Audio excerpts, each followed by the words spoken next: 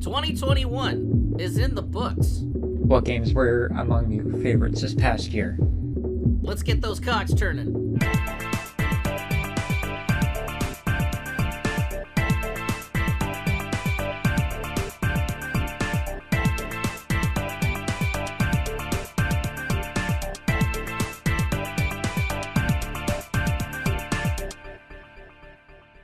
So Derp, I feel like I started off our Cogcast lately like that. So Derp. So Blue. So stuff. I guess that's just how we start things, other than the intros. You're just like, you start the conversation. You're like, so Derp. Yeah, let's. So Derp. So Derp. So Derp. So Derp. So Derp. So Derp. Blue. Hi. Hi. So what have you been doing the past couple weeks, sir? What have I been doing the past couple weeks? Well, I just finished streaming Onimusha Dawn of Dreams, and I realized I was hungry. And then I was like, wait a minute, we're also doing a Cogcast too, so I'll just bring the food in with me. Good job. What have I been doing the past couple weeks? Well, after our Cogcast, I just kept working. But then after that, I took some time off because of the holidays. I don't go back to work until next week. Honestly, I've been streaming Onimusha 4 on PS2, and besides what? That, yeah, I have. That's true. I've been streaming it a lot, almost every day. I've been very consistent with my vacation. But other than that, we just had Christmas, so I've been doing a lot of stuff around the house, wrapping presents, spending time with family. That's what I had really going on. What about you? I've just been playing games off stream. Oh yeah? For the most part. Since you took over and you did your thing, I streamed I did beat 2 games within, or was it 3? Well, 1 game off stream and 2 games on stream last week. You played, what, Scarlet Nexus? Scarlet Nexus, I did finish that. I ended up doing a 12-hour stream unmeaningly to beat the game. Yeah, I saw that. You're a beast. And there should be another Salt video out of that last chapter. I haven't seen you stream for 12 hours in a long time. I went back to the VOD and I'm like, holy shit, because I had to go to bed and you streamed late. Yeah, it wasn't intentional. It was more like, yeah, I'm not going to have enough material if I stop now. And then it turned out I would have had enough material to stream the next day because the last chapter sucks so bad. You need to learn how to pace yourself, sir. I know. Or are you just feeling ambitious? Well, look, I was feeling ambitious because I had the ability to stream. I did it, and you know what, damn it? I beat the damn game. I'm beating games on stream, and you guys have to appreciate my fortitude on actually achieving this because me.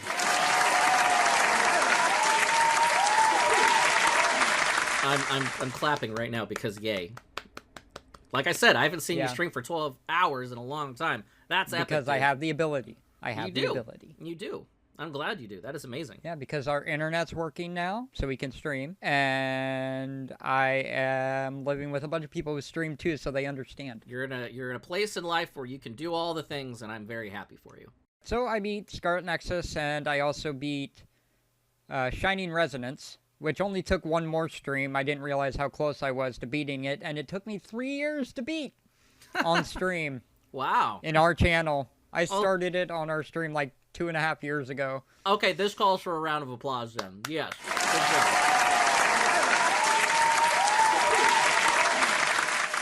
Go me. And then, yeah, so Christmas time.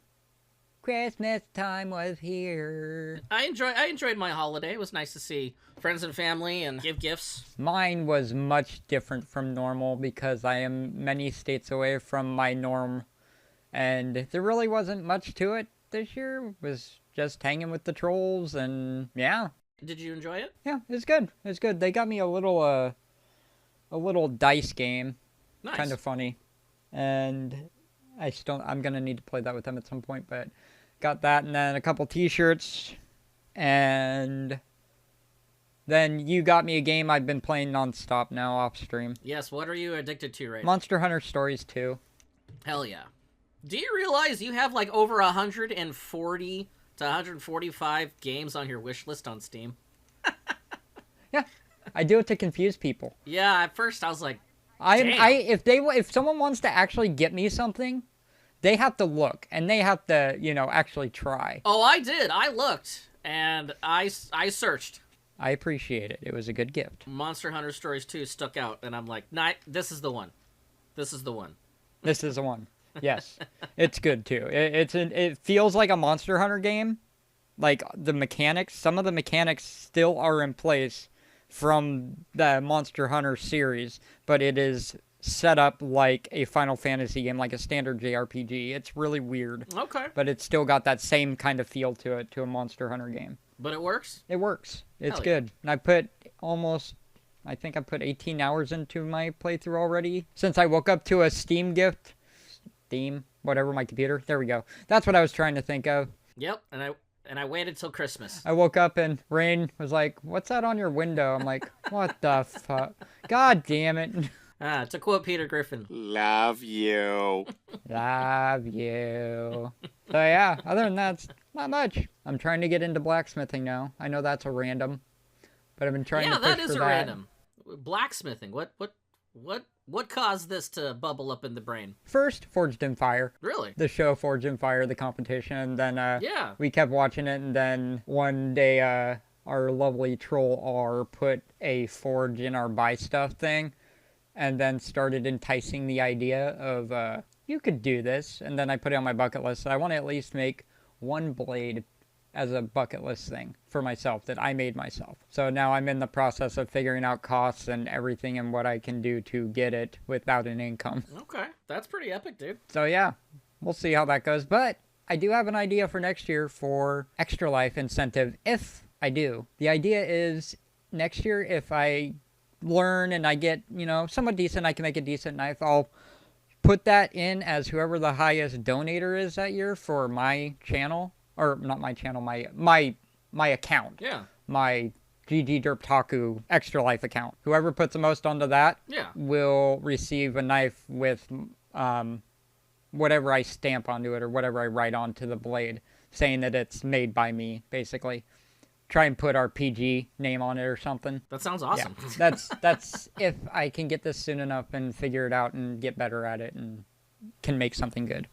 You have plenty of time to focus and hone on your craft, and see what happens.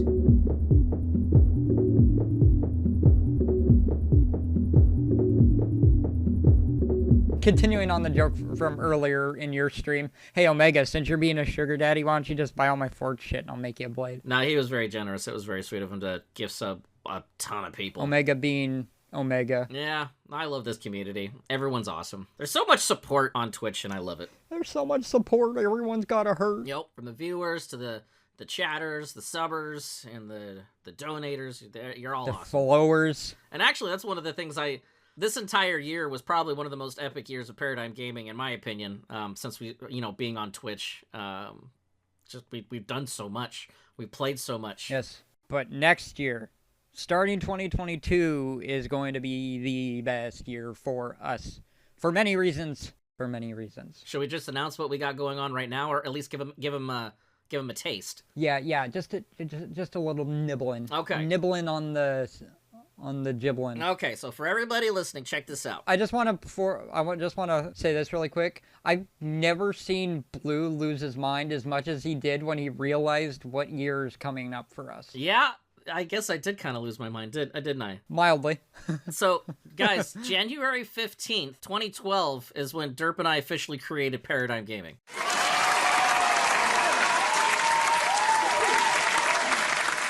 A paradigm ago. Ooh, I like that. A paradigm ago. All right, I should put that on a t-shirt. Anyway, we have been doing Paradigm Gaming for 10 years. Let that sink in. 10 years. Let that sink in, Derp. Let that sink in. Holy shit. Back to the first YouTube video we made, and I edited it. Yeah. And put it up there. You just recorded with me, and you can go back and hear our little baby voices from 10 years ago. Let's backtrack. Let's backtrack. Welcome to Paradigm Gaming 101, your source for basic nerdosity and gaming. I'm Daniel. I'm Nathan. Yep, we got Nathan there. I'm the guy who's going to be keeping you all up to date on current events within the gaming industry, via the YouTube channel, Facebook, or Twitter. Keep an eye out on our Facebook and Twitter pages and our YouTube pages. We got new things in the weeks and months to come. We've got some cool things planned for this year, and we can't wait to get it out there for y'all to see. So don't forget to subscribe to, well, everything. We want to keep you up to date. It's going to be awesome this year. I'm very excited for what we got in store. Basically, we're just going to be running a bunch of segments just to start out, see what works. We'll get rid of some if they don't. We're happy to be a part of YouTube and a part of the gaming world to show you everything that's going to be going on. Thank you very much, and we hope to see you around. Take it easy. Take it any way you can get it. Absolutely. Let's backtrack. Let's backtrack. We were 27 and our balls hadn't dropped yet, and you know, it's just how it is. Blue hadn't grown into his beard yet, and No. It blows my mind, dude. We've been doing this for 10 years. We're going to celebrate our 10 years of Paradigm Gaming. January 1st, the whole year, we have overhauled Paradigm Gaming's look to celebrate 10 years. And we have... We've got things planned for the whole year. Some events, some giveaways. We'll have new merchandise, and we'll... hopefully new emotes. Yeah, we're... at some point. We're looking at new emotes. But yeah, no, it's just exciting. This is an important milestone for not only Paradigm Gaming and for us as a team, but... This would be a milestone for a lot of people, and we're still here. Absolutely. We're still here, bitches. It's a milestone for me because of the amount of creativity that I've learned and grown over the last 10 years. It should also be monumentous for you for the amount of shit that you've done, experimented, created, and grown. You started Twitch. You started Paradigm Gaming on Twitch. Yeah, for us. Like, Paradigm Gaming has taken us to some crazy places. It's been one hell of a ride, and we're still going. And we met all you beautiful people. Yeah, I mean, dude, we're doing a podcast. This was never... I never imagined we would be doing something like this. Damn you, COVID! Hey, when life gives you lemons, you make lemonade, right? Well, if life gives you and when life COVID... gives you COVID, you make a podcast. You know what? I can't... You're right. You can't take any words out of that sentence. That's exactly what happened. That's what happened with a lot of people, not just us. No, I know. But we're still doing it, and that's what I also love about it. Because it's not just Twitch. It's Paradigm Gaming. We started on YouTube and Facebook, and then we expanded to Twitter, and then we eventually expanded to Discord, and then we expanded to Twitch, and then we overhauled a lot of the stuff, but we still utilize all of these social media sites. We got a website. We do a podcast. The Cogcast. The podcast. We do a yeah, Cogcast, the Cogcast. Sir. We are different from all the other podcasts. We're the Cogcast. We're the two motherfuckers who bring it to the machine with our cogs turning all nice and pretty. And yes, I went off the edge on that a little bit, but we're going to go with it, okay? We're going to go. And that's kind of what the whole ride's been. We're just going to go with it. Pretty much. So Derp, I do want to tell you, though, I am proud of this thing we created.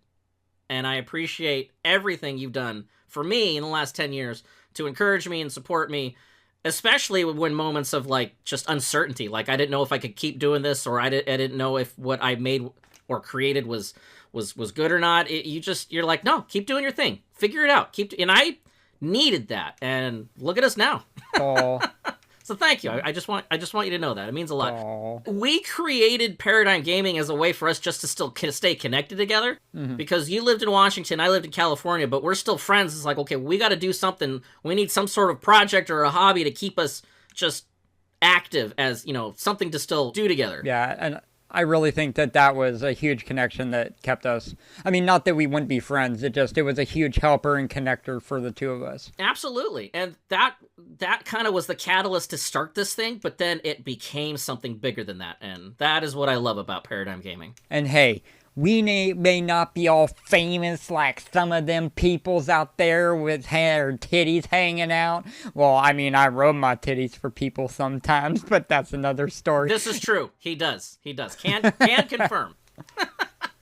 No, but yeah, we may not be the biggest known people on the interweebs, but I tell you what, we're awesome. And my sound clip is in more streams than any other sound command is in any other. Because this is boobs, and these are tits. He's right. It is. It's in 8 different people's channels. And you know what? I don't even want to be famous, all right? I like the relationships we've built through the community. I like the teaming up with all of these members, especially since our Extra Life team has grown to 11 people. There was those moments like, dude, I think we have too many people. It's like, it's okay. Once we get more people, it'll all work out. I was actually nervous. I don't know how to manage and moderate all of these, but it did work out. We did find a way to make it work out. Everyone brings something to the table. Everybody owns their own streams, but everybody works together, and that was the point of teaming together. Speaking of TMNT, We're at like $9,600 or something like that.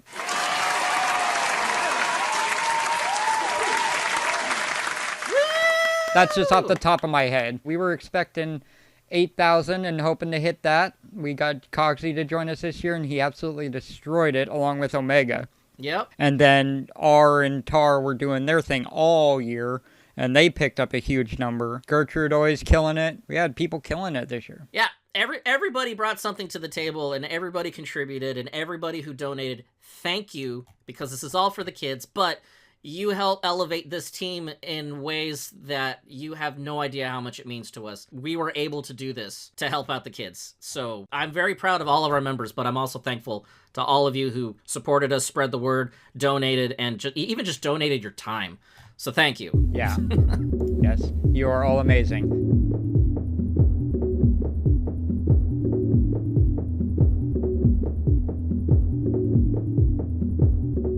Now, on the other end, since you did your sappy boo-hoo thing and you mean everything to me message, I don't think this channel would be here without you at all. Aww. Like, even if I was running on my own thing, if that had ever been the thing and this never happened, yeah, without, like, if we had started this together and then you fell out of it, the channel would not be the channel because you put way too much work into it. Way too much work. You are the straight up backbone of this channel, whether or not you say I am or not. You put far too much work into this channel, and you are straight up its spine. And I'm pretty sure everyone in the community would agree with how much work you put in the videos, and you've helped other people with their own videos. I mean, you're a huge part of the TMNT team. You did all the videos for that. You put all your shit out for that and helped others with their thing. And it's like, I sat there as captain going, cool, I'm captain. But you are literally the backbone of the channel, and I appreciate all the work you do for us. It's insane. It means a lot to hear you say that, Derp. I really appreciate that. Thank you. Are you gonna tear? Maybe a little bit. tear? No? You gonna cry? You gonna cry? Wow, You gonna cry? So. Huh? You gonna cry? You gonna cry? You gonna? Huh? What are you? Huh? You're gonna squirt some? You gonna cry? Huh? Yeah. See, you're gonna cry, huh? You're a big man now, huh? Yeah. Thought so. You gonna squirt some? Seriously though, I do appreciate your words. It means a lot to hear that from you. It really does. Because as much as you say I work too much, you're probably right, but it's my passion. And when you love something, you never work a day in your life. And I believe that every time I work for Paradigm Gaming stuff. I really believe that. And yeah, I did take on a lot, but I still felt like I could tackle it. And you were having a lot of life changes, and between moving and switching and internet and this and that, there was always something. But I'm like, I knew I had to pick up the slack to keep Paradigm Gaming going. And this is important to me because you're important to me. So I want you to know that. And this is why I work so hard. And yeah, thank you. Just remember, Rain, this is why he's number one. This is why he's number one. I love you. Yeah, well, I'm glad you're in a good spot. 2022 is going to be great. We're going to see more Derp streams. Paradigm Gaming is turning 10 years old, and we couldn't have done it without you guys. And we have a big year plan for all sorts of celebration for this milestone.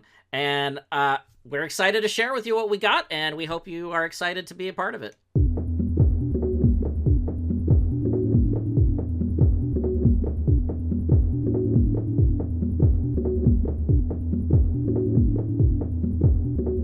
It's 2022, where we will continue more on the Paradigm Gaming content, but we need to wrap up 2021. Yes, we do. And what better way to do that? What better way to end 2021 than with what were the best games that you played during 2021? Not necessarily games that were from 2021, but games that you played this year that you consider your top games of the year. Absolutely. I mean, a lot of games did come out this year, and if those are among your top games you played this year, great. We want to know. But not only that, but we actually reached out and asked the community that exact question. What were your top 3 games of this year? What did you play? And we'll go over those.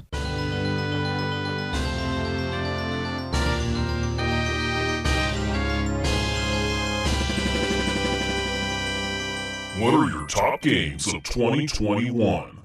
First and foremost, thank you everybody who participated and gave your responses. We sent out a message on Twitter and Discord and Facebook, and we got quite a few. And we haven't done a community response in our Cogcast in a long time, so we thought that this topic was mucho important, and we're very excited because you guys have played a lot of games, and there's such a variety. Derp, start us off. Well, we had the almighty Don Dietfreg put out his little trio of fun, and obviously if any of you know Don, you know what his favorite games are. Except for one, which I didn't realize the bonus one that he had. But Number 1. Sea of Thieves, which you can see him play with Omega occasionally, or even Airnut on his channel, Don Diefrag. Twitch.tv/Don Diefrag. Again, that's twitch.tv/Don Diefrag, where on Friendship Fridays, he takes up the helm at his ship and plays Sea of Thieves. But he says, A Pirate's Life free expansion crossover with Pirates of the Caribbean was an absolute joy. Fun, silly bits, epic fights, new enemies and treasures. Number 2. Genshin Impact.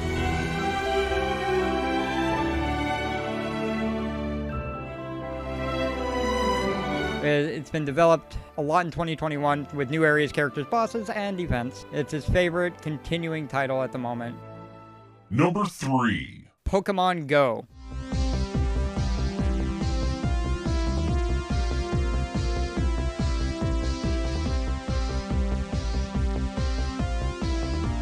Pokemon Go as a secondary. Been a good time killer walking to and from work. Was also to collect stops or gems on his drive across the country. A little bit extra to the adventure. Yeah, he definitely drove across the country, and he currently resides in my house. Yeah. Well, no, he's residing in Omega's house right now. No, he came back last night. Oh, he came back tonight. Well, I am standing corrected. No, you're not. You're sitting corrected. Well, don't make me stand. I'm just kidding. I'll stand, you sack of shit. Honorable mentions. And then his bonus mention, which I didn't see this one coming, honestly, Horizon 5.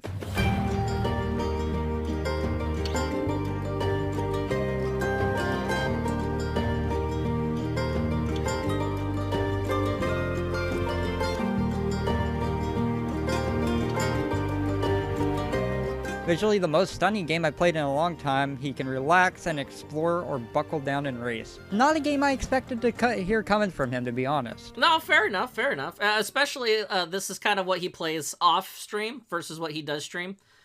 He did pick it up on computer, and he even tested it on my Steam Link and connected it to the TV downstairs, and it looked pretty good on the TV. Don, thank you for sharing. That is awesome. Yes. And then we'll move on to Omega Apex 128. Number 1. Legend of Dragoon.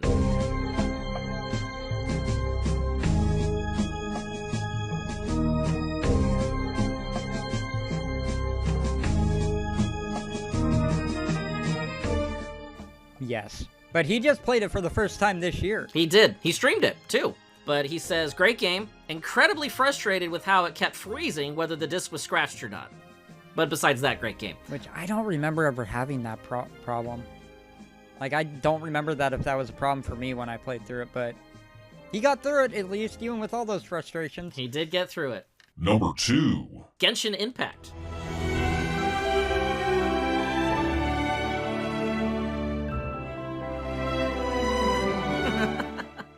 I love it. It says, finally got to play Breath of the Wild on PlayStation and discovered it is so much more than that. Genshin Impact seems to be a trend this year, which I can understand. For a free-to-play mobile game that went to consoles and everything else, it's a AAA JRPG title. Yeah. Overall, and it's free. So I can't argue that fact.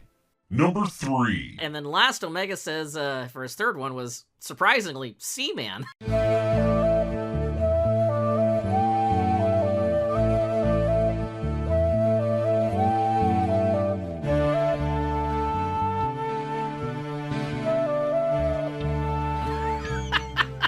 The Sega Dreamcast. That game is amazing, dude. Oh, I know. He's never played it. I let him borrow it for Extra Life because he was doing a Sega event, and he says, finally got to experience it. Was great. That's all he needed to say. I don't remember anything else I played this year but Seaman. Yeah, Seaman. There's no other game out there quite like it. So if anyone hasn't heard, I originally beat Seaman myself on Blue's Dreamcast. He did. Before he beat it. And how you really beat it is you amazing. evolve the fish person, and Spoilers! And then he evolves into what I won't spoil here. You can go to YouTube and find out, but You have full-blown conversations with the Seaman, and it's hilarious. Yep.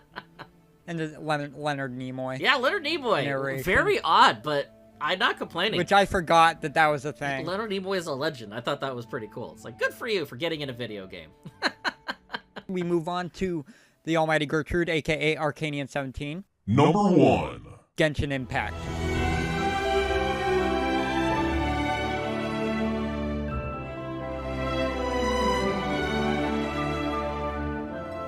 Because Genshin Impact. They got her hooked. This game has completely captivated her. It actually encourages her to pick up every shiny she finds, which we all, if you know Gertrude, she wants every freaking shiny in every game possible. Yep. So, and she gets distracted doing 17 things, and it's grindy but satisfyingly so. Number 2. Hades.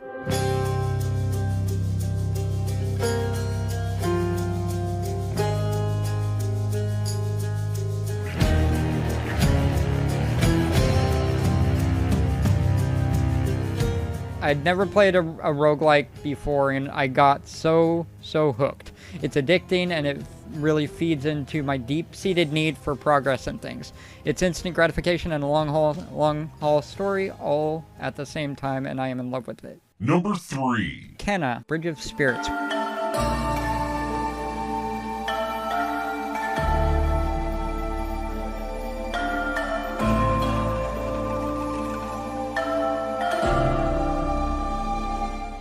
I will be streaming this once I get back onto my stream, but I've been letting Blue take the reins for a little bit since he has the time off and get his Onimusha going. Thank you. But my next game will be Kenna Bridge of Spirits as well, and the game looks like a Pixar movie in game form. It's beautiful. But it looked adorable and gorgeous in the trailers, and it has both in the full game in spades. I haven't finished it, but I set it down because both my side quest and main quests are tough bosses right now, but it handles themes of non-romantic love, loss, death, and grief so beautifully. It's gentle and soothing, even with the combat, and while I might not be able to come back to it for a bit without crying, I want to jump back in and soon.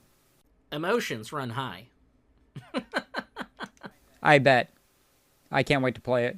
It was on a super good sale on Epic, and I was like, got to. Honorable mentions. Spider-Man PS4.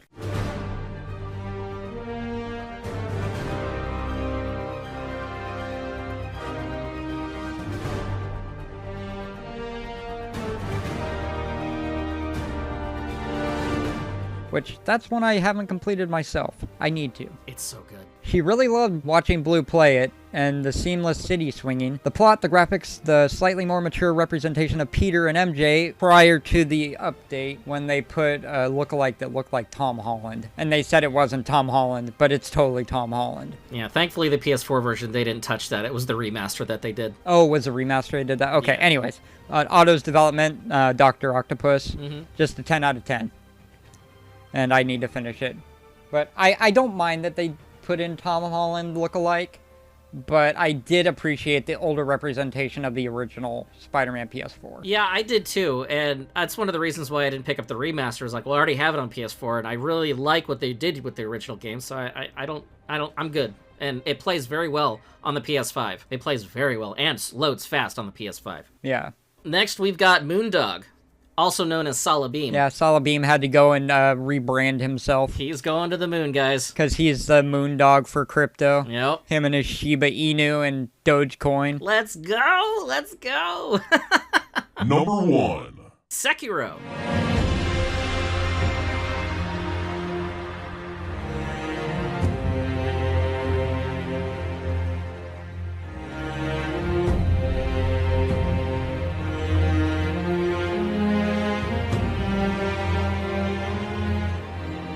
Derp, you streamed Sekiro. I did, and I beat it. You did. We got that last boss clipped. It was so lucky, though. I shouldn't have won. Moondog says, during quarantine 2020, I started playing FromSoft games. I played through all the Dark Souls games and Bloodborne and fell in love with them. I had tried Sekiro in between runs in Dark Souls, but gave up multiple times because I just couldn't get it. Well, at the start of this year, I decided to finally commit to going through it, pushed through and fell in love with the rhythmic Osu-like combat, and it just had a beautiful world to boot. Hell yeah. I love Sekiro. It's a very good game, and it is pretty much dance. You just it's rhythm, dodging and blocking hits in time Okay. for the most part. Yeah. It's a great game though. Nice. Number 2. Pokemon Snap.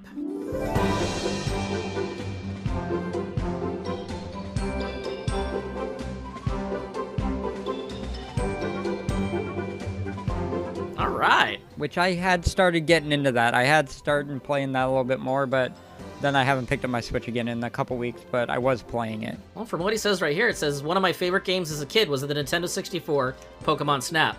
Like so many fans, I've been wanting a sequel forever. Well, Nintendo did not disappoint. It was a joy to jump into this game and feel like a kid again. Seeing Pokemon in a living, breathing world is such a delight. This game has more secrets buried in it than many games in recent memory. It also managed to hit the sweet spot of being fun and engaging, but also very calming.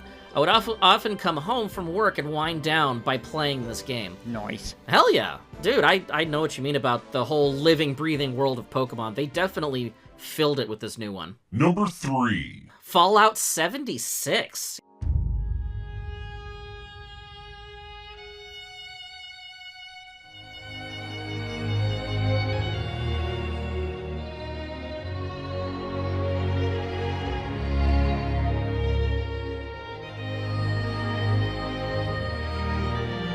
Yeah, I know. When I saw that on the list, I was like, huh, interesting. I mean, it has come a long way. It has. I have it myself. I mean, you even got me to get it during our Extra Life about a year ago, and we played a little bit of it with together and with Indy.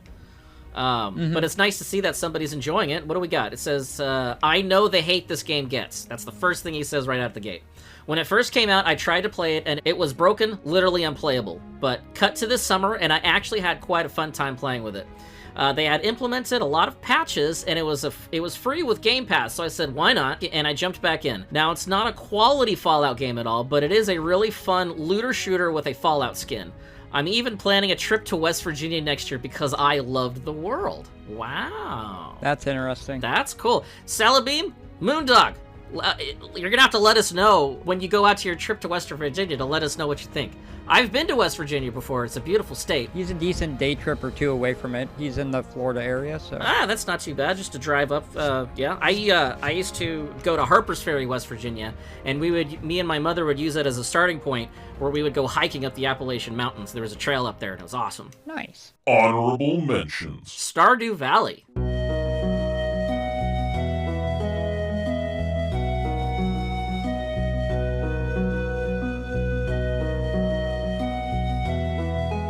Very nice. I feel like this game will be an honorable mention for me every year. Laugh out loud.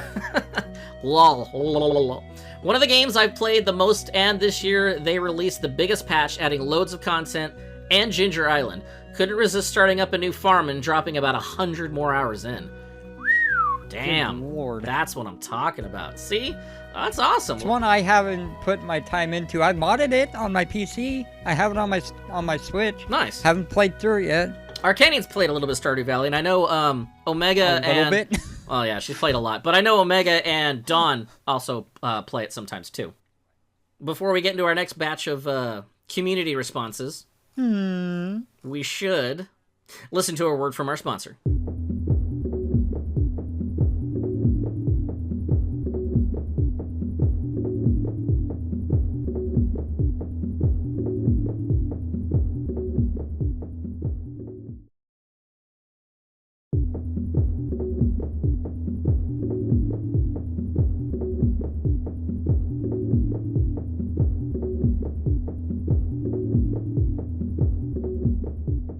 And we're back. Oh, we're back. He cut me out. I didn't even know we were doing that. Surprise! Did we do that still? Yeah, apparently. Surprise!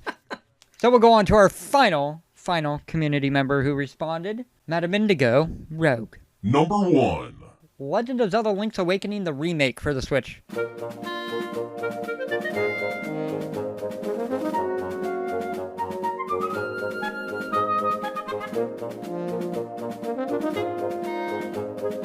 Which is, I guess it's a remake. I was more going, is it a HD upgrade or is it actually a remake? Oh, it's a full-blown remake. I guess it is a remake. Oh, yes. It's a remake. So, the small amount I played last Christmas, I was entranced by the new art style as well as the music. I find what Nintendo went with for one of the most underrated Zelda games to be a lovely spruce up of the older game which took its artistic direction from age and seasons. The music is delightful, and I look forward to actually playing more of this on stream in the future and beating it. Woo! It was a good game, and guess what? What? It's a Zelda game I beat before you. That's true. Hey, you want to know a secret? You still haven't beaten it. I haven't beaten it yet, no. Are you mad? No, I'm not. And it's a great game. I absolutely love it. I just, I don't know. I new shiny red ball popped up after it came out, I guess. I got 4. I think I've got maybe 2 dungeons left before I can beat it, but Yeah. I don't know. I may start all over again. And I'm also trying to beat it by not dying, and I know I died one of the times. Oh, yeah, see, I wasn't trying. Because if you beat it without dying, I died get a couple times. You get a super extra ending. I think I've seen the super extra ending. I'm like, yeah, I'm not going back through the game for that. Yeah, that's fair. But yeah, overall, Link's Awakening, the remake for the Switch is it's such a great game. No, it was great. I enjoyed it. It was a great game. I actually beat that one, so it was good. Hell yeah. Number 2. Metroid Dread.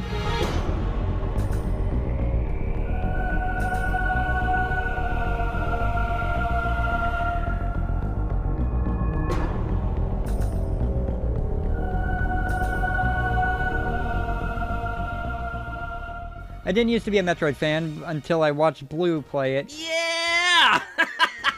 The hype for it may have gotten me excited a little bit, lol. Metroid is one of those games that throws you back and forth between maps. Do you remind you of any other games, Blue? Cough. Cough. Resident Evil. Cough. She's calling me out! Yep. To find the items and upgrades you need, and it seems even with the pacing of running back between certain areas, there's always another part to the story. Samus's new suit is gorgeous, and it's certainly a wonderful return to the Metroid name.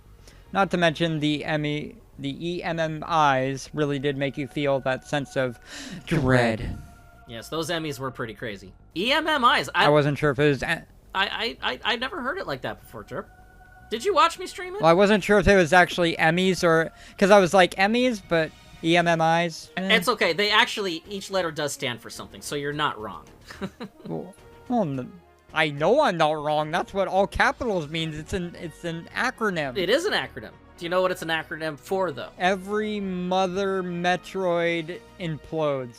I'll give you a golf clap for your effort. It's Extra Planetary Multiform Mobile Identifier. I'm a nerd. In other words, it blows shit up. Pretty much. In a sense. I'm glad... I don't like you because you're different. I'm glad you had fun, Indy. That's awesome. That is so awesome. Metroid Dread is such a great game. Number 3. Halo Infinite.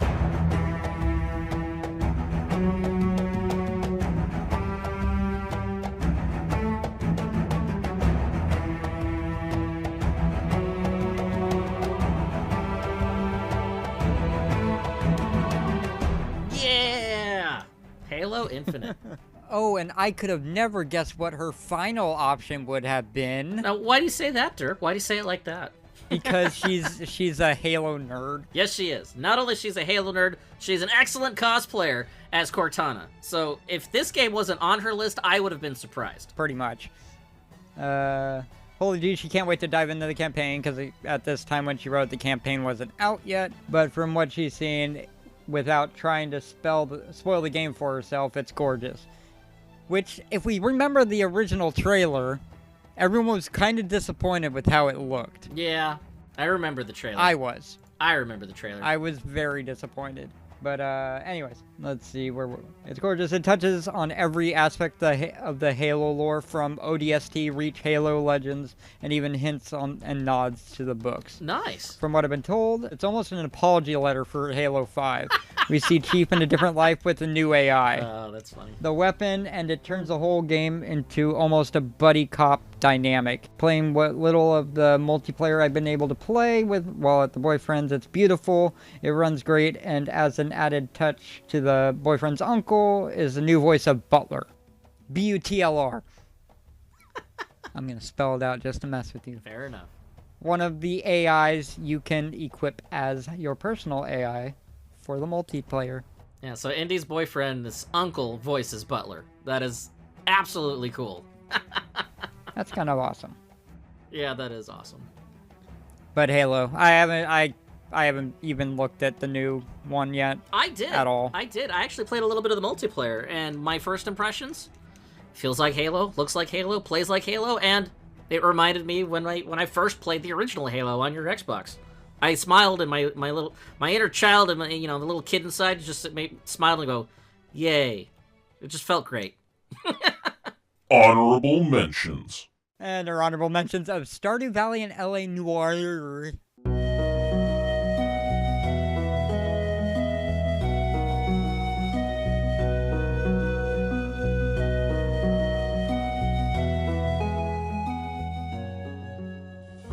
LA Noire.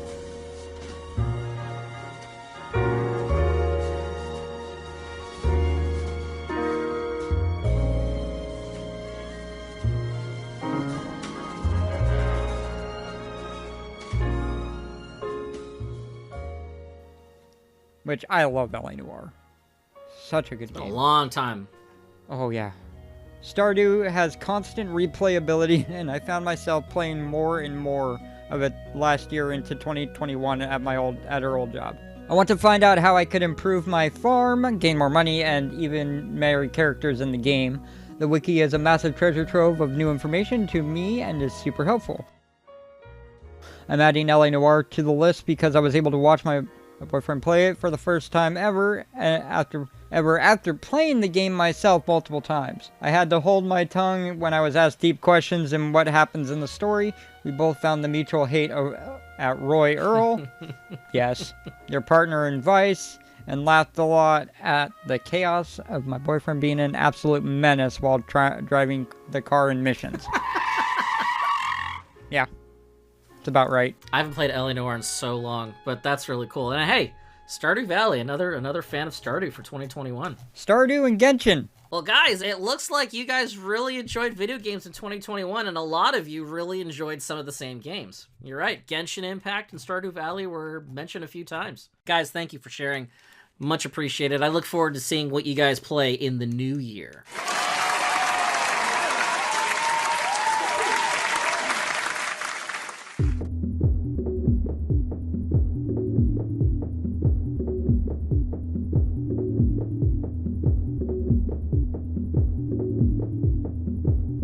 Now we go on to ours. Yeah, because you guys really want to know about ours, right? And we played a lot this year. On stream and off stream. Let's do one for you, one for me, one for you, one for me, one for you, one for me. That's a great idea. I like that a lot. And we'll go from our top, our least, our number 3 to our 2 to our number 1. The least to the best.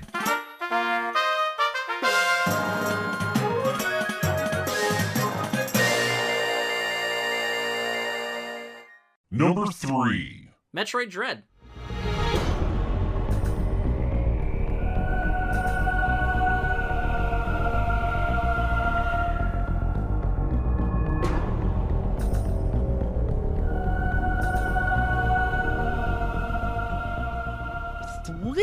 Yep. 3? Hey, it made the top 3. Now I want to know what 2 and 1 are. You're going to be very surprised. Actually, I think it's really cool that you decided we want to go with number 3. So, you guys watched me stream Metroid Dread, and you saw me geek out. I had fun. It's hard. It's challenging. It's beautiful. It's old school Metroid meets new school. They pushed the envelope with the 2D Metroid gameplay, and they found a unique way to kind of like add closure to the whole franchise. So Metroid Dread was definitely one of my favorite games of 2021. And, not to mention, I got the game thanks to our friend Fenikusu from our from our I'm always butchering Fen's name. I'm so sorry. Just call him Phoenix. See what happens. See what happened? No. So Fen, I'm gonna call him Fen. You call him Phoenix. No, Fen surprised me with the special edition, which was very hard to get, and I'm still gushing to this day.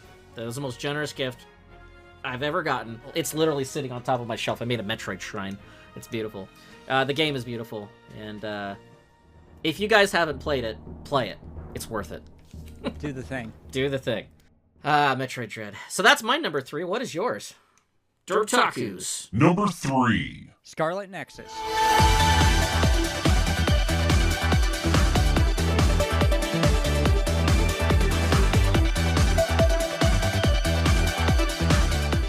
Bandai Namco coming at it again with their anime JRPGs, but this one was actually different.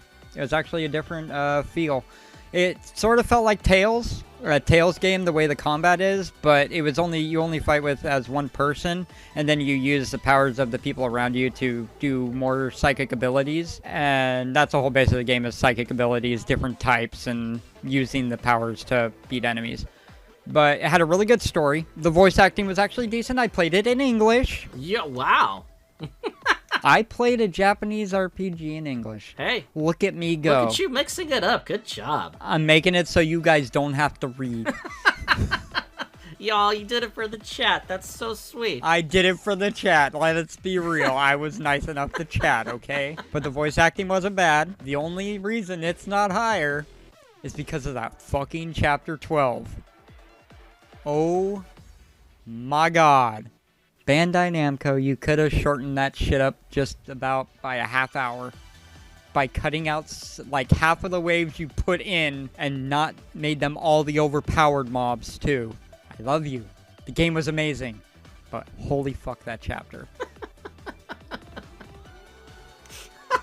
That's all I got. That's literally it. It was a great game. All right, no. The combat was very fun. The characters were great. They all had good personalities. Hell yeah, dude. I have no complaints.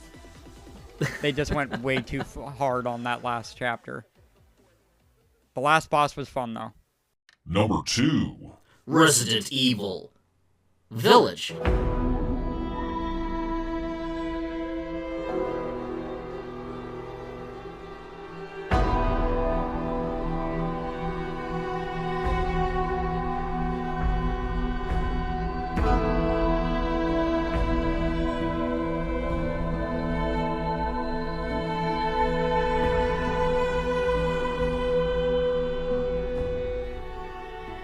Resident Evil. VIIIAGE. I thought about this for a long time, and as much as I really enjoyed Metroid Dread, and it's one of my favorite game series, but so is Resident Evil. And I got more hours out of Resident Evil, and I've got multiple different experiences out of Village specifically. From puzzles, to action, to horror, to twists and turns to the story. I mean, the house, Beneviento, was the most horrifying experience in the whole game, and it was amazing. It was like an escape room, and then I got swallowed by that baby. I haven't beat it. Well, I won't spoil the game for you. I haven't even gotten past the first town yet. Okay, well, I won't. I haven't even been into the castle yet. Okay, I won't spoil it for you. I won't tell you how it ends. But God, well, yeah, I know it's no biggie. Haven't you watched my like highlights? Like where have you been? Keeping myself from getting completely spoiled. Okay, fair enough. But I'm a little spoiled, but not completely. Well, Derp, this is my top number 2 of 2021, and there's a reason for it. The variety it gives you is amazing, and it gives you so much added to the characters from 7. And it's more open than the claustrophobic feeling you get in 7, but there are moments where it feels like 7, and then there are moments where it feels like something new and fresh. It is an amazing game, and Capcom did a great job, and I'm excited to see where these characters go in the next game. But, yeah, that's all I'll say about Resident Evil Village, but it is it's one of my favorite games of this year. Number 2. Thomas Haps Axiom Verge.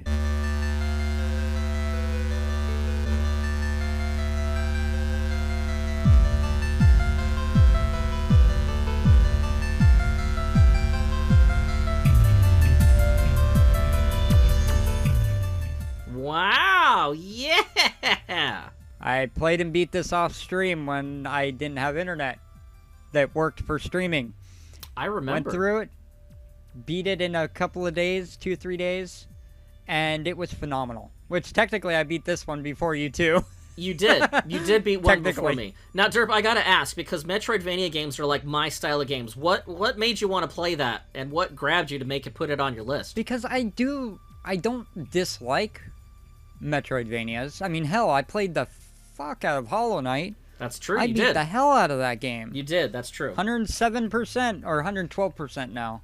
Damn. The only thing I didn't do is beat the Path of Pain DLC and the gods, and screw that noise. Screw that noise. All right. I'm not that masochistic. I don't know. The music was great because the guy did the music. He was a solo dev, I'm pretty sure, right? He was. He did everything by himself. Because under dev, publisher, and music, it's all him. Yep. Thomas Hab. Yep. So, the music was phenomenal. It was really well laid out. I mean, even it wasn't difficult to figure out where to go next. It was just very well laid out. There were a couple spots where it's like, do I go up here? You adventure. You go too far. You get your ass kicked. You get put back to wherever you saved last, and you go again.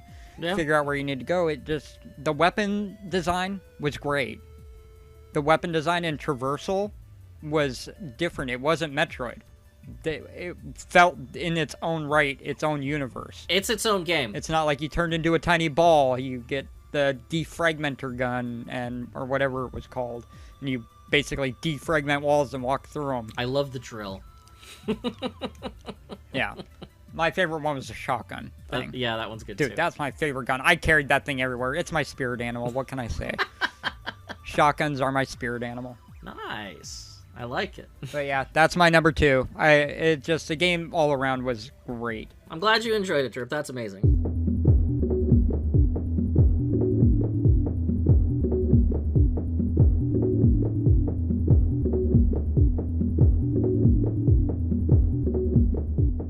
Honorable mentions. Since this is our Cogcast, I have 3, but I won't go into detail on all of them. Oh, you want me to add one more? I can add one more. For an honorable mention? Yeah. Okay. Because I only got 2. Okay. So think about your third one while I tell you mine. And my first one is The Medium.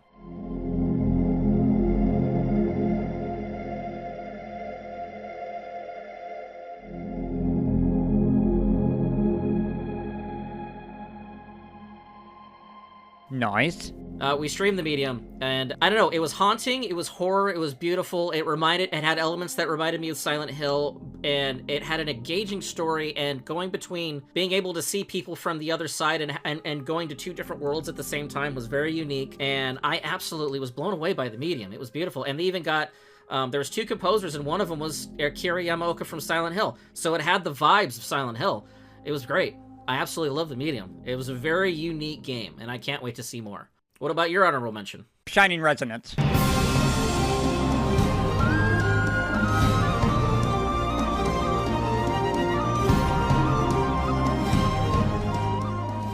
Great game. It took me 3 years to beat, though. That was on me, just because, whatever. But I only had one more stream to go, apparently, till I beat it. You got there eventually. Oh, well. It's a very baseline, mediocre JRPG, but it was based, I mean, it's in the same universe and line as the Shining Force games, basically. It's Shining Resonance, so it's of the same family as Shining Force, which is one of my favorite Genesis games. But it was just an interesting thing. It was based heavily with music, and all of the weapons in the game were actually instruments they played, and they were like weapon instrument combos. Just the idea behind that. Music was pretty good, and the overall combat was just a Tales game. Tales of Arise, or Tales of whatever. Nice. Tales of Vesperia. It was just an overall decent game, and it's one of the ones I played this year, and as an honorable mention, I wasn't disappointed. It was good. It had a good ending. My next game under honorable mentions is Spider-Man for PS4.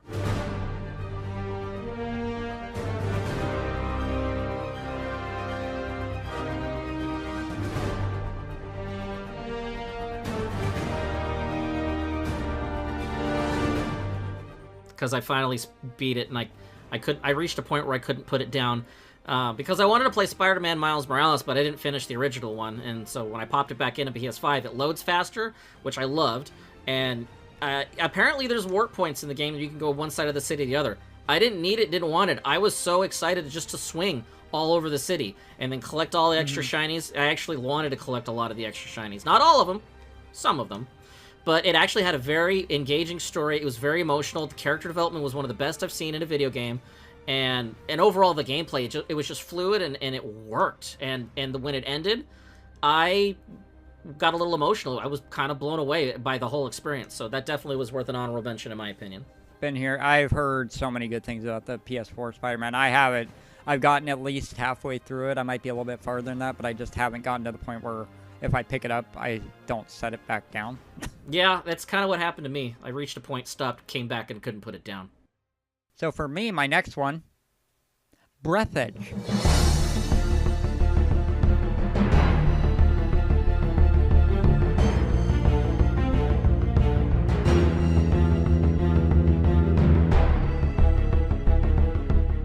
Oh yeah, with the crazy chicken. Yeah, the crazy immortal chicken. Yeah. It's a space game that is a survival open world simulator. Open world used very loosely because you're just floating through space in an asteroid field. It was a lot of fun. It had you do a lot of stupid shit. You realize it's kind of pointless in the end once you do it, but the comedy is great. It's a hilarious game. There are a couple parts that are a little tedious. Only reason it gets the honorable mention is because some parts a little more tedious than others. But overall, the game was solid. It was cool. Freaking hilarious. It just touched all the right spots in my comedy bone. Hell yeah. Not the funny bone, my comedy bone. The comedy bone. The funny bone hurts. The funny bone's bullshit. That's fair. That's very fair. Well, my last honorable mention is Castlevania Advance Collection.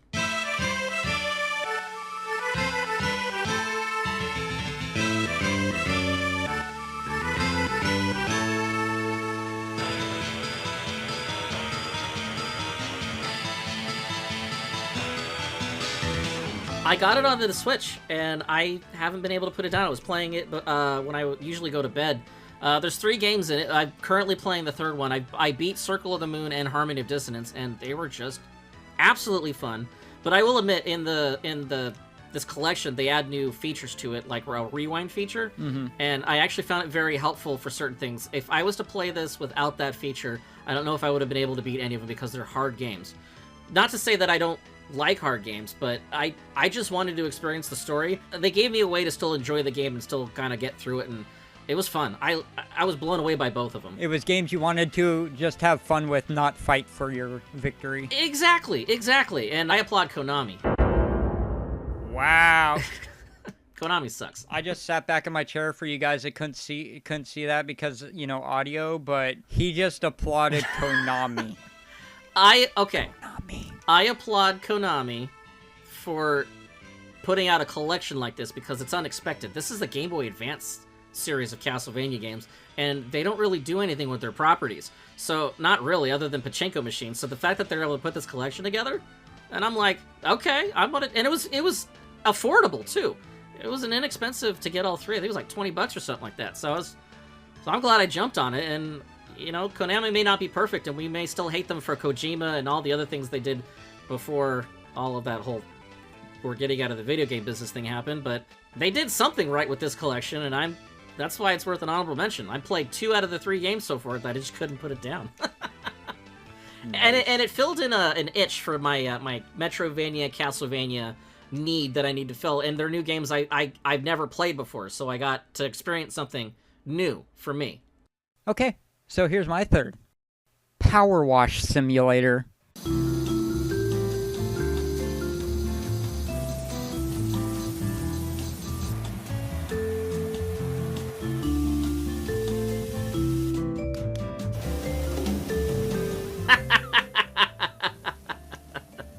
You do love those, don't you? You have not lived until you can wash a house or a fire truck or a firehouse with a power washer with unlimited water and different attachments. You do not know joy until you can clean that perfect line, or you use that soap to get that rust off. Oh, there is no greater joy at all. It's just so good. I'll take your word for it. Oh, dude, it scratches your OCD bones so good. All right. We're talking all about the bones tonight, all the boning. But you know what? Just because you said you went for 3, now I'm going to go for 4. Okay. Bum Simulator.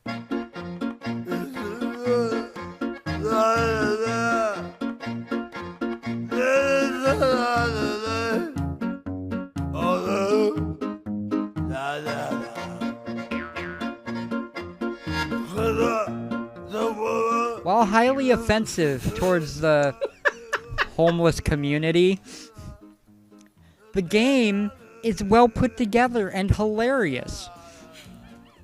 It tries to stay on the sides of not too disrespectful, but it's still disrespectful, but it's funny. You are a bum who had half his brain taken, and you had a person wake you up who was a shopping cart that had his brain implanted into the shopping cart with a bunch of trash, and he is your buddy that you cart around and build things and build your home up and your base of operations and try and get your brain back. It was funny. All right. There's my fourth honorable mention. Well, then I need to do one more then. Are we just gonna one-up each other on these honorable mentions? No, I did have one more written down just in case. Oh, you sackage. My most surprising game I played in 2021 is a ROM hack. Okay. Hyper Metroid.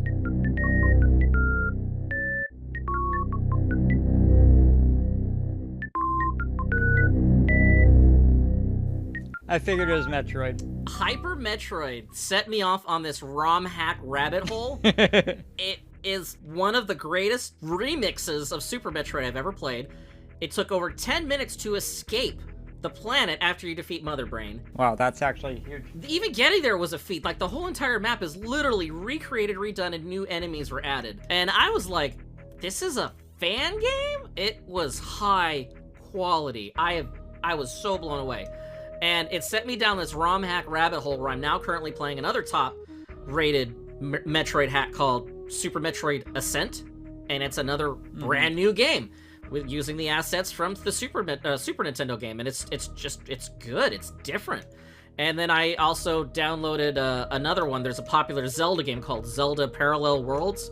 I downloaded that, and then there's also a Super Mario World ROM hack that's very highly rated. I did research, like, what are the best ROM hack games to play, and I found them.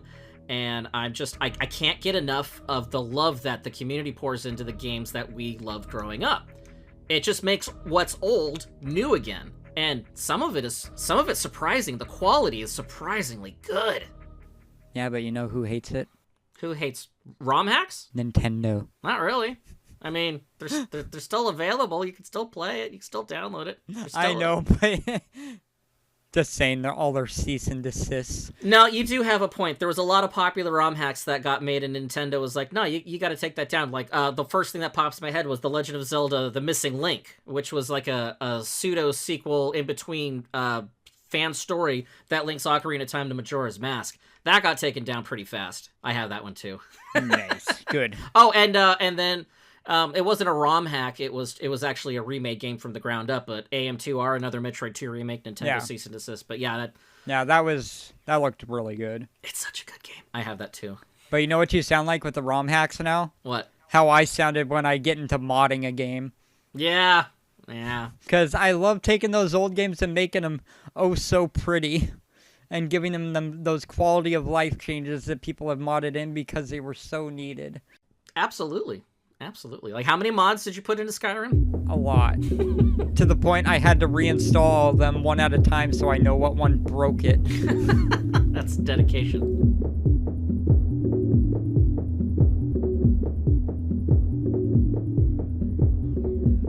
Alright, well, enough of honorable mentions. We listed a lot. There's a lot of games we love to play in 2021. But, what is your number one game that you played this year that went, oh my god...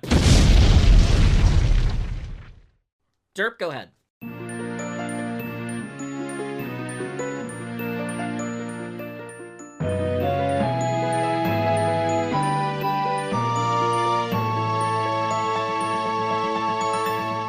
Number 1. I have been selling this game to people for the past 2-3 weeks now.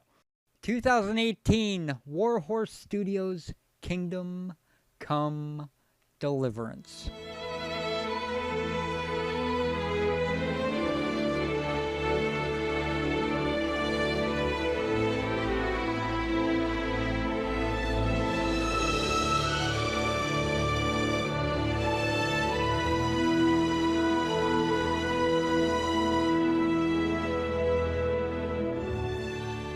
This game is like, it's set up as an FPS RPG like Elder Scrolls or, Fallout, that kind of game. It's set in 1403.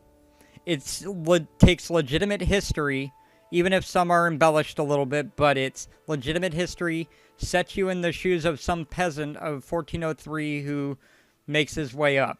That's the story. It's just the way they implement all of the combat. The combat is different. The mechanics for lockpicking, pickpocketing, they have little mini games in there. They have horse racing at one point that you can do as a side quest. Just all the stuff that they implemented in the game, they did it differently.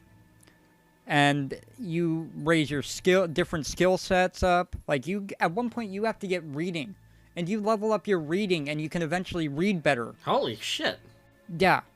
And things like that. Like, you can drink yourself to death, get addicted to alcohol, and you can also raise your drinking level. Holy shit. And get perks based on drinking. Wow. Like, that's just in that, though. Like, you got your sword, your axes, all those other things that you can level up, along with your main level.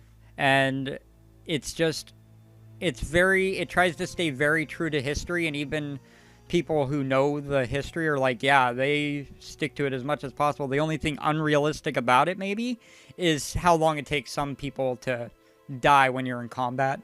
Huh. But at the same time, it's trying to keep some sort of basis of, not being a one-shot and done. I see. But this game's music is top-notch. The voice acting is top-notch. The graphics, it's made in the Cry engine, so it's got the Crysis graphics. Okay. The really freaking pretty landscapes and stuff. If you've ever played a Crysis game, you know exactly what the engine looks like. Oh, yes. It is absolutely gorgeous. The map, when you zoom out, the first time you look at the map, it looks small, like with all the fog in that, but when you actually open it all up and you actually start trying to, like, get on your horse and run across it, it's actually a pretty damn big map. Because you're not, like, even the fast travel. The fast travel is different, too. It's not instantaneous. Like, you have a clock, and it puts your character on the map, and it shows this little, like, player piece that moves across the map in a path, and you can get stopped in the middle of your fast travel and get attacked, or run into something that you can check out if you need to. Interesting. It's not like you're just instant fast travel. You're there. No, it passes time, and you can get stopped along your travels. Wow. Like, I've been trying to sell this game to people because it has absolutely become my favorite FPS RPG of all time. Above Skyrim, above Oblivion, above Morrowind, above Fallout, period. This is my favorite FPS RPG I have ever played. Wow, that is high praise. I seriously, if you guys can get that game at all, even if it's on, like, if you can get on sale, which it was on sale for this thing for $12 for all the DLC and the game. Oh, wow. Right now it's $12 on Steam. That's awesome. I recommend it. Otherwise it's like $30 for everything. So I recommend it. Get it while you can. There's my praise for that game. That's my number one of all time.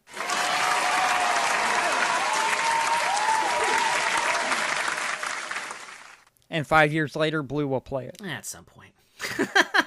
Hey, you know how often I talk about a game like this, and how often have I been wrong when you actually get to it? That's true. 99% of the time, I'm like, shit, Derp was right. Damn right. And I don't usually talk up games like this. No, you don't. So it's very, very awesome to hear you geek out about it. So what about you? What is Blues? Number 1.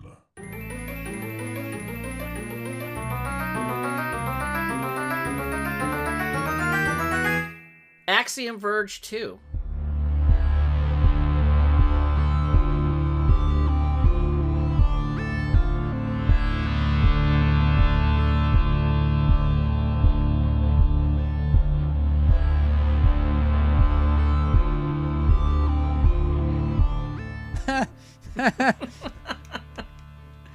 Axiom. Well, at least I had Axiom Verge on there. You did. You did.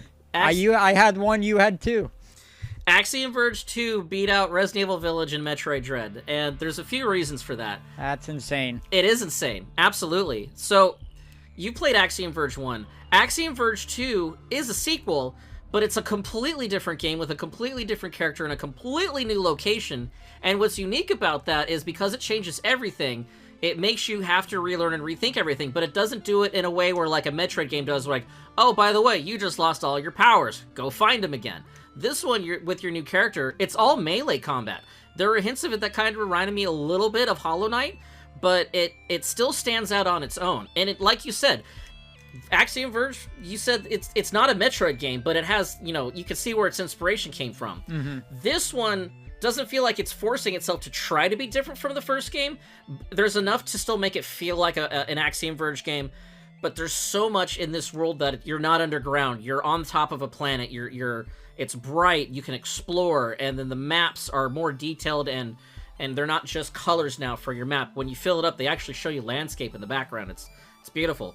And the soundtrack, he still does the music. Thomas Happ still does the music, but it's beautiful. It's haunting. There's a lot of Greek and Roman inspiration for a lot of the structures and statues in this one. Mm-hmm. And there are moments where you're like, okay, how does this tie in with the first one? Because it's starting to feel so alien and different. Not to spoil anything, because I know at some point you'll play it, but there's a hook in the game where all of a sudden everything starts to make sense, and you'll be glad you played the first game, and you're like, wait a minute, this connects to that connects, holy shit, what just happened? And what's also interesting too is you don't have to fight all the bosses in the game, but you do want to do that for experience points, leveling up, and getting better weapons and stuff. So I like how it gives you the ability to freely explore where you want and choose how you want to engage things. And I couldn't put it down. Not once. I put, I think, over 11 hours into the game, and I played it every day until I beat it. And I didn't try to rush to beat it. I wanted to soak up every nook and cranny and corner in the game, and I did.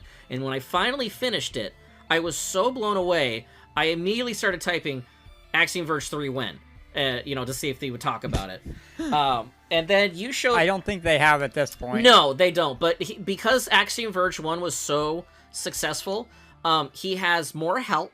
He has his wife and other members of his family helping him with the game. He has a lot more support to develop the game.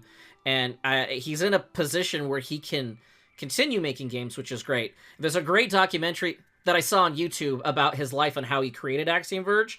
And when you play 2, you realize that not only does the game get even better from the first game, it adds to the overall story, and you want there to be a 3. Yeah, I really hope he has the ability, considering the rest of his family probably doesn't need to work anymore with how much he made off of Axiom Verge. Absolutely. Absolutely. I do highly recommend you watch I'll have to link it in our Discord, but it's a short documentary about how Axiom Verge got made, and it's actually it's a heartfelt story. And it was all about him trying to support his family, and it just worked out. But what it got to get there for it to work out was just like so touching. But as a game, I like how it took elements that you love from the Metroidvania series, but it still tried to expand it and become its own thing, and 2 just elevated it to a level that I was like, this is the most beautiful game I've ever seen, game I've ever played.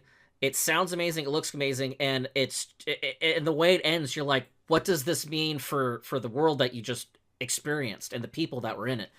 But when that game was over, I was just so in awe. And I still am, just thinking about it. Like, I had a great experience with Resident Evil Village. It was all Resident Evil, and it was, yeah! And I had a great experience with Metroid Dread. It's like, Metroid's back, yeah! But Axiom Verge, it's, oh, be still my beating heart. You touched my heart in so many ways I didn't even know I could feel this way about a game.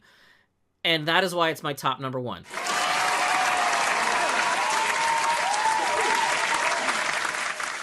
Oh, this has been great. So many games in 2021. This has been great. This has been great. You guys had great lists. Derp, I love what you put down. Everybody who participated in sharing us the games you enjoyed in 2021. Thank you again. That was a lot of fun.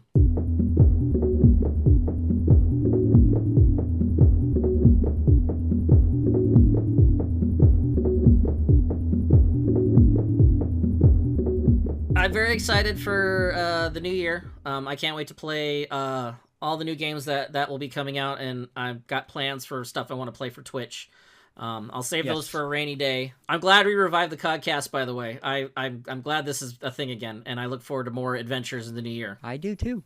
This is going to be fun. Absolutely. And we got to do those duo streams. We still have to play a House of Ashes, motherfucker. Yes, we do. So come 2022, we'll do that. Maybe that will be our first duo stream into the foray of 2022s, because we've been talking about that, and I did buy the game. Yes.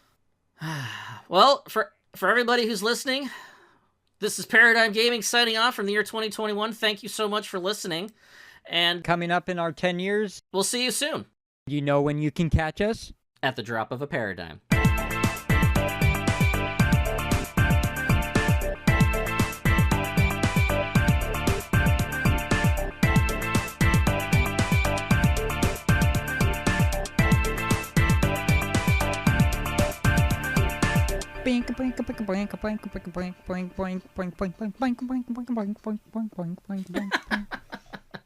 I half expect you to put that in at the end one of these times. Just I'll give it a shot. Why not? We'll see. You never know what the future may hold.